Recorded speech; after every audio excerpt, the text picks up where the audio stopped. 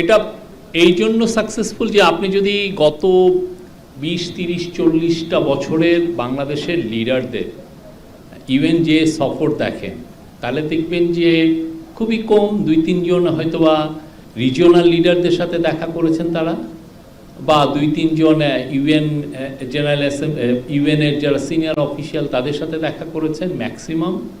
তো এবার যেটা হয়েছে যে প্রফেসর ইউনূস 23 তারিখে রাতে ওইখানে ছিলেন, আমরা অ্যারাইভ করলাম 24, 25, 26, 27 এই 4 দিনে ওনার একটা, আমি বলবো যে অসম্ভব একটা প্যাকড একটা শিডিউল ছিল। অ্যারাউন্ড 50 মিটিং ছিল এবং 50 মিটিংয়ের মধ্যে অ্যারাউন্ড 12টা হচ্ছে ওয়ার্ল্ডের টপ লিডারদের, যেমন ধরেন জো বাইডেন বা ইতালির প্রাইম মিনিস্টার বা ইউরোপিয়ান ইউনিয়নের প্রেসিডেন্ট বা ডাচ প্রাইম মিনিস্টার, চায়নার ফরেন মিনিস্টার, ইউএসের ফরেন সেক্রেটারি অফ স্টেট, আইএমএফের চিফ, ওয়ার্ল্ড ব্যাংকের চিফ, আইএলওর chief, UN general UN secretary general. আমি বলবো যে মানে এত, এবং যেটা হয়েছে যে উনি প্রতি স্টেপে স্টেপে উনি বের হচ্ছেন, দেখা যাচ্ছে যে একজন ওয়ার্ল্ড লিডার এসে ওনাকে হাগ করতেছেন, ওনাকে জড়িয়ে ধরছেন। He was given a rock star reception there. সবাই তার সাথে দেখা করতে চেয়েছেন এবং যেইগুলো মূল যে এসেন্স ছিল সেটা, এটা হিস্টোরিক হওয়ার জন্য সবচেয়ে সবাই বলেছেন যে এই গভর্নমেন্টের সাথে, এই গভর্নমেন্টকে তারা সাপোর্ট করেন এবং এর সাথে তারা এই ইন্টারিম গভর্নমেন্টের সাথে তারা কাজ করতে ইচ্ছুক, খুবই এনথুসিয়াস্টিক। এটা আমি বলবো যে মানে বাংলাদেশের জন্য খুবই একটা পজিটিভ একটা মাইলস্টোন ছিল।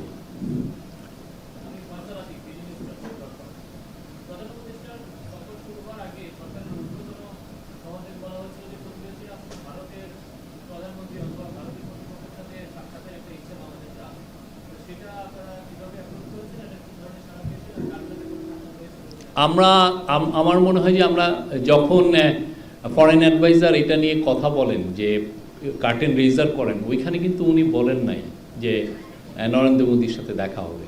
আপনার ওই প্রেস কনফারেন্সের কথা মনে আছে? যেদিন উনি যাওয়ার আগে একটি যে প্রেস কনফারেন্স, ওইখানে কি উনি বলেছেন যে নরেন্দ্র মোদীর সাথে দেখা হবে? না, তার আগে না, ওইটা তো ফর্মাল প্রেস। আপনি জানেন যখন একটা বড় ইউএনের মতো একটা জায়গায় বড় অ্যাসেম্বলি হয়, তখন যেটা হয় যে যেটা চপ অ্যান্ড চেঞ্জেস হতে থাকে। যখন লাস্ট মোমেন্টে যে আমরা জানি যে এই কয়টা মিটিং হচ্ছে, এই কয়টা মিটিং হচ্ছে না, তো সেই আলোকেই তো কার্টেন রেজারটা হয়। ফরেন অ্যাডভাইজার সেটা সেখানে তো বলেছেন।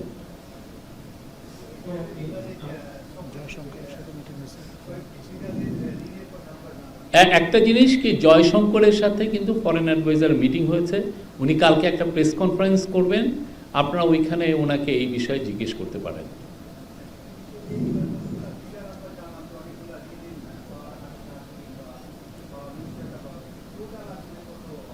এটা টোটালের বিষয় না, ওয়ার্ল্ড ব্যাংকেরটা আমরা অলরেডি একটা প্রেস রিলিজের মাধ্যমে জানিয়েছি, আপনারা দেখেছেন। $3.5 বিলিয়ন।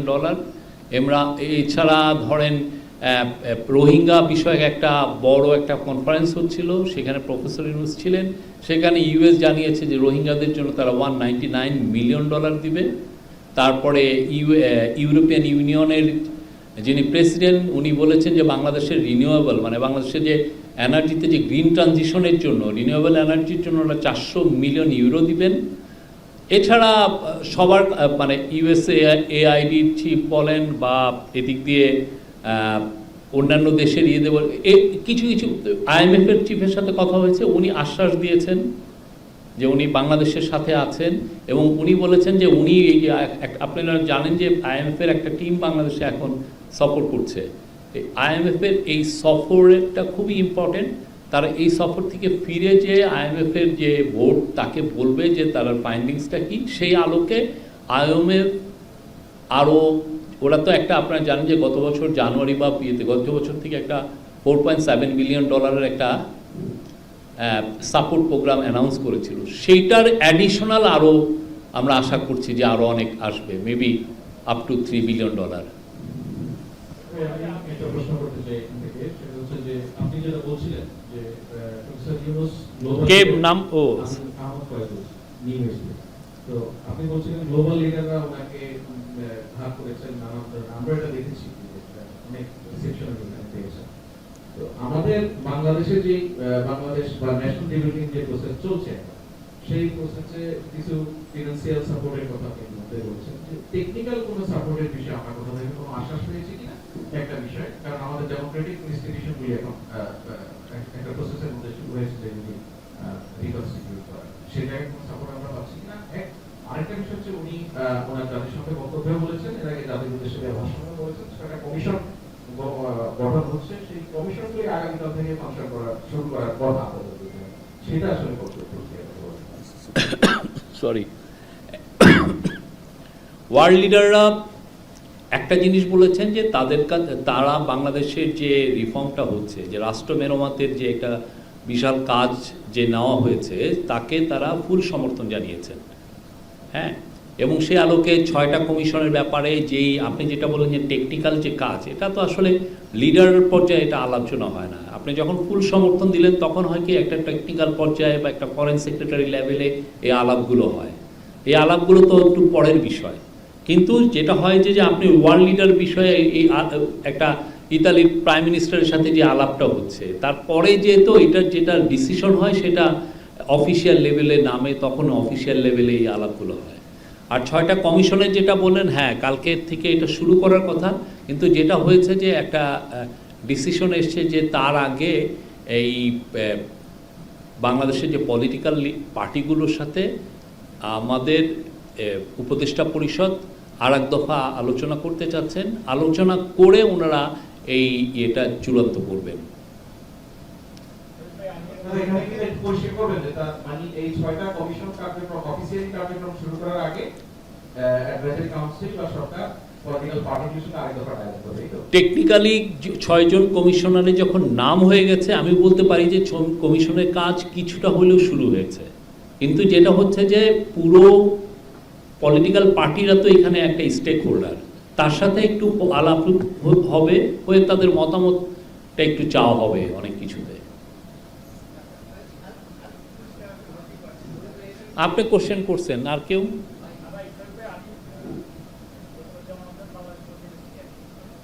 হ্যাঁ,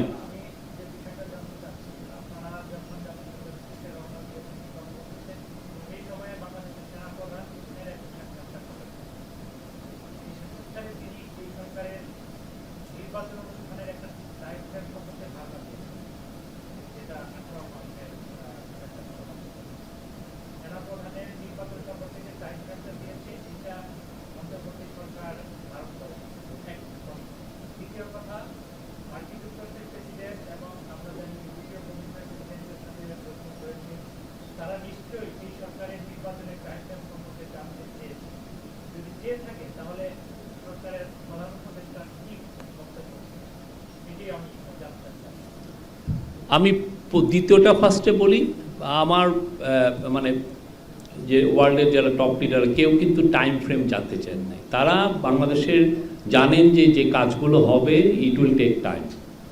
একটা কমিশন হলো, অনেকগুলো কমিশন, এটা তো ধরেন একটা কনস্টিটিউশনাল কমিশন বা ইলেকশনের উপরে যেটা একটা ইলেকশন রিফর্মের উপর যেটা commission, it will take time. তারা এটা জানেন। তাদের যেটা ছিল যে তারা ফুল সমর্থন জানিয়েছেন। কারণ টাইম ফ্রেমটা জানান, আসলে টাইমটা নির্ভর করবে হচ্ছে যে কমিশনগুলোর যে রিপোর্ট, তারপরে যে পলিটিক্যাল কনসালটেশন, তারপরে যেহেতু টাইমের বিষয়টা আসে যে ইলেকশনটা কবে হবে, আর এটা ওই আলাপে হয় নাই। আর আপনার প্রথম কোশ্চেনটা ছিল হচ্ছে সেনাপ্রধান যেটা বলেছেন, আমার মনে হয় যে আপনারা রয়টার রিপোর্টটা একটু ভালো মতো দেখেন। রয়টারের রিপোর্টটা ইংরেজিতে কে কে পড়েছেন?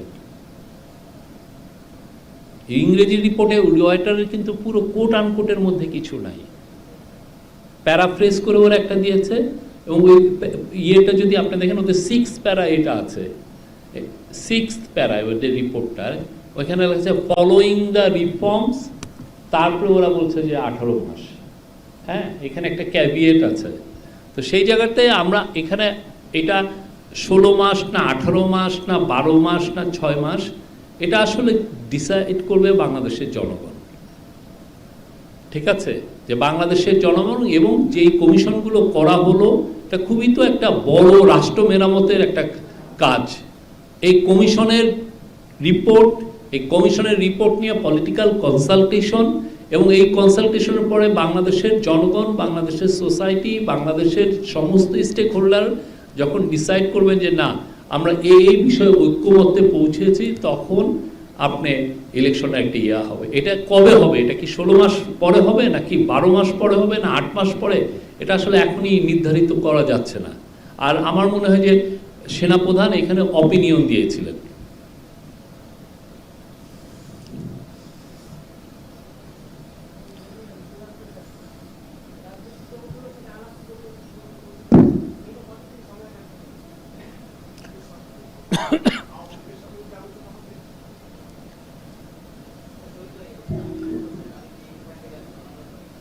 ভাই একজন উনি মনির ফার্স্টে কোশ্চেন করলেন তো না?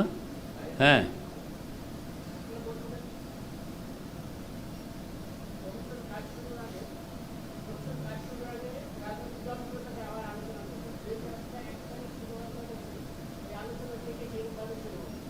এই আলোচনাটা খুব কুইক হবে, এটুকু আমি বলতে পারি।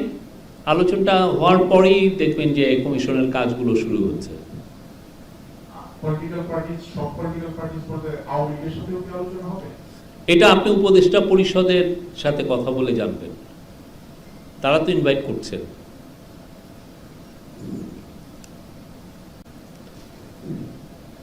Any other question?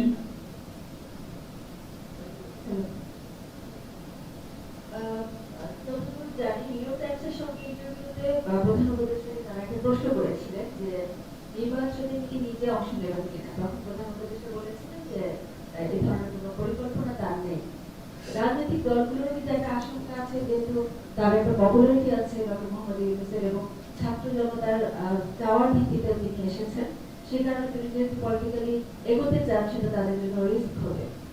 এ ধরনের ক্ষেত্রে কি পরিকল্পনা পরবর্তীতে পরিবর্তনের কোনো ব্যাপার থাকবে কিনা, বা এই ধরনের কোনো লক্ষণ আছে কিনা? উনি খুবই এক কথার মানুষ, উনি যেটা কথা বলেন সেটা উনি রাখেন। হ্যাঁ, আমি ওনাকে এই 50 দিন ওনার সাথে কাজ করছি, উনি খুব কথার বিষয়ে উনি খুবই এক কথার মানুষ, যেটা বলেন সেটাই উনি করেন, এবং আমি দেখেছি যে কনসিস্টেন্টলি সেই কথাটা উনি বলেন। হ্যাঁ, এটাই, এবং উনি রাষ্ট্র মেরামতের যে কাজটা, এটাকে উনি ভাবছেন যে এটা বাংলাদেশের জন্য, এটা হচ্ছে বাংলাদেশের নতুন জেনারেশন, বাংলাদেশের জন্য এটা একটা বিগেস্ট অপরচুনিটি, এবং এইটা একটা খুবই মহৎ একটা কাজ। এই মহৎ একটা কাজকে উনি একটা সঠিক জায়গায় নিয়ে যেতে চান। Any other question?